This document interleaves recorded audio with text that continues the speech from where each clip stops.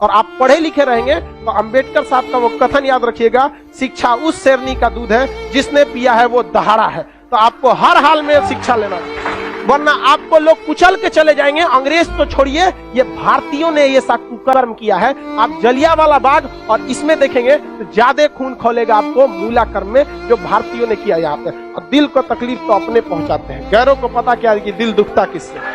ये देश के लिए आपको शर्म आएगी। हमारी संस्कृति पे जहां हमें नाज होता है, ये हमारी संस्कृति में दाग है, दाग धब्बा है। जिस तरह चांद में भी दाग है ना, हमारी अपनी संस्कृति पे इस दाग को कभी भूल नहीं सकते हैं कि पूरी दुनिया में ये एक ऐसा देश था जहां मूला कर्म लिया जाता था। देखिए, पहले ऊंचे जात वाले लोग न थे ना, नीचे जात वालों को बहुत सताए।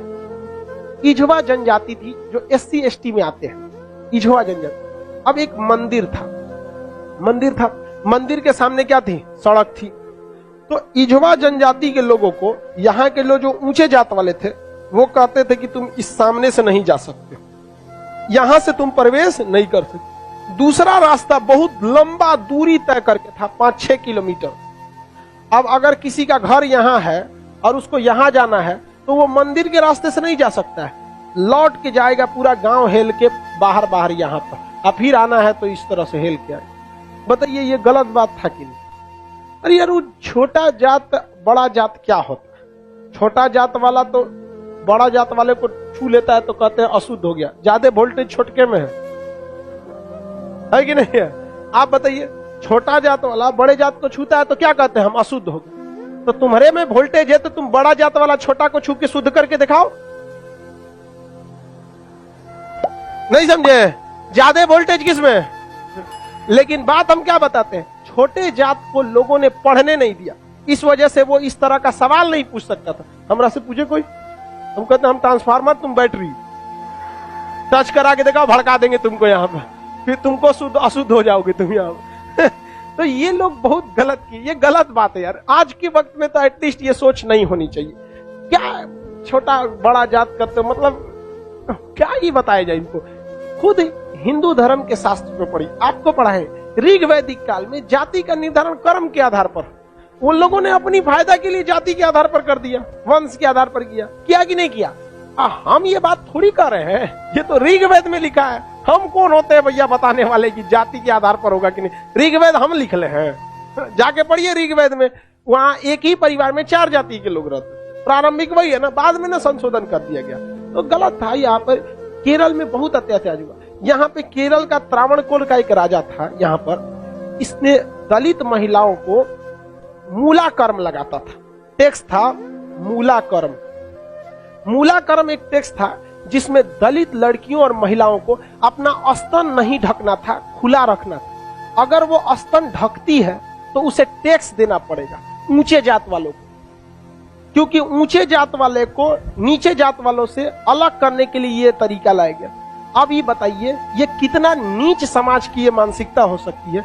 ये आप कह सकते हैं कि जिस भारत में नारियों की पूजा होती है, उस भारत में ये मूला कर्म स्तन ढकने के लिए, और वो भी इस नाते कि तुम दलित हो, कितना गलत है। और इसको देखिए, इस पे कोई बहुत बड़ा बवाल आज तक हुआ है नहीं, लेकिन एक मूवी अगर आ जाएगी पद्मावती, या एक बाजीराव मस्तानी, एक कोई मूवी आ जाएगी, या कोई किसी कंपनी का प्रचार आ जाएगा। अभी एक किसी कंपनी का कोई प्रचार आया था दीपावली को, उसके लिए बवाल हो गया। कभी इसके लिए बवाल हुआ है?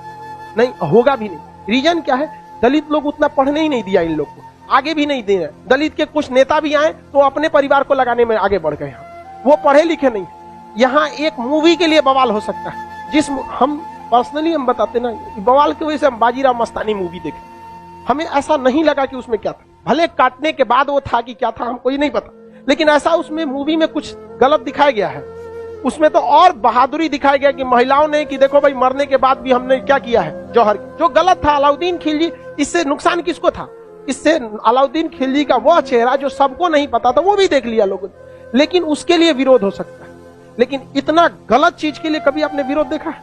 कभी नहीं। आप तो ये उन लोग को आज तक दबाए जाके रखा है। इतना गलत चीज वहां पे मूला कर्म लिया गया था, ये एकदम सरासर गलत है। और वहां पे जब टैक्स देने गया तो महिला जो थी ना, इस मूला कर्म को हटाने के लिए अपने स्तन को चाकू से काट दी और मर गई सब महिलाएं वहां पर। अब यह केरल ऐसा राज्य था जिसमें पुरुष सती होते थे। जब उनकी पत्नी अपना स्तन काट देती थी, ब्लड गिरने की वजह से मर जाते थे, तो चिता में पुरुष जाके मर जाता था कि हम ऊंचे जात वालों से नहीं लड़ सकते हैं, लेकिन हम अपना शरीर हम भी त्याग देते हैं। तो पुरुष भी सती हुआ है इस देश में, ये ऊंच और नीच जात वाले यहाँ पे। लेकिन इसे और यही अगर ये कांड किसी ऊंचे जात वाले के लिए कोई दिल्ली सल्तनत का राजा किया रहता, आज न्यूज चैनल पे बैठ के बवाल हुआ रहता। लेकिन दलित है ना भाई साहब, कोई आवाज नहीं उठाता है यहाँ पर। इसलिए आप एजुकेशन रहिए, आप ऊंचे जात के हैं या नीचे जात के हैं, पढ़े लिखे नहीं रहेंगे ना तो लोग कचल के चले जाएंगे। और आप पढ़े लिखे रहेंगे तो अंबेडकर साहब का वो कथन याद रखिएगा,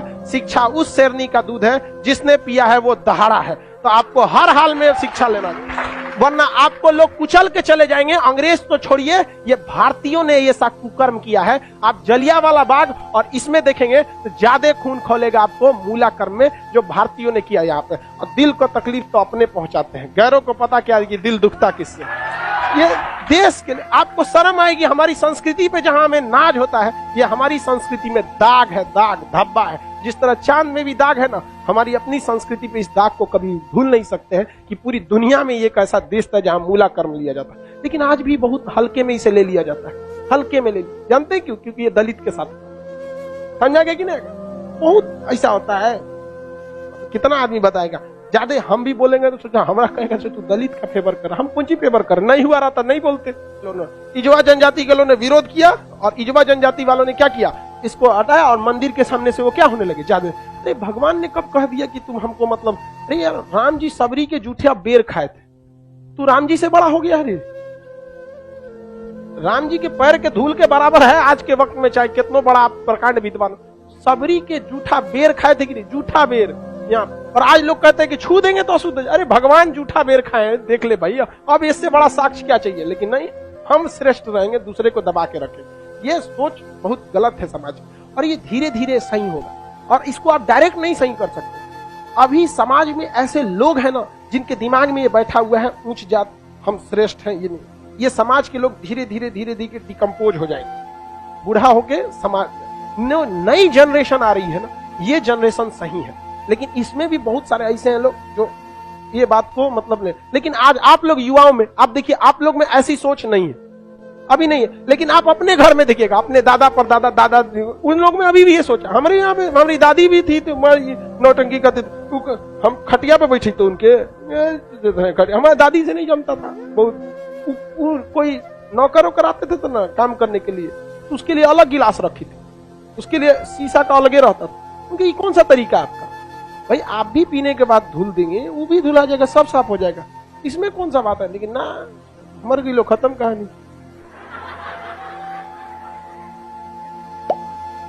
मेरी सच बता, हम तो सोचते हैं ना, कोई मरे तो हम उससे उठा के एक बार पूछे कि आपको ऊंचे जात वाले शमशान में फूके कि नीचे जात वाला, और जो आपको आग लगाएगा ना वो किस जाति का हो, हरिजन होगा। और जब तक वो मुखाग्नि ना देगा, आग ना देगा, आपका क्रियाकर्म ना हो। ये बताइए पावरफुल कौन? समझा कि नहीं? छोड़ो इस सब बात को, लेकिन क्या कहिएगा, आप शिक्षित रहिए। आपसे आदमी उम्मीद रखता है कि आप इस समाज में ये भेदभाव को खत्म कीजिए, क्योंकि आप जिस जाति में पैदा हुए, जिस परिवार में पैदा हुए, इसमें आपका कोई योगदान नहीं। हो सकता है कि आप किसी दूसरे जाति में पैदा हो सकते, तो आपकी ये कोई योग्यता नहीं जिसे आपने अर्जित किया है। ये भाग भरोसे है कि आप ऊंचे जात में हैं तो कोई नीचे जात में है। खैर अब आगे आते हैं, किसी को कोई दिक्कत नहीं है।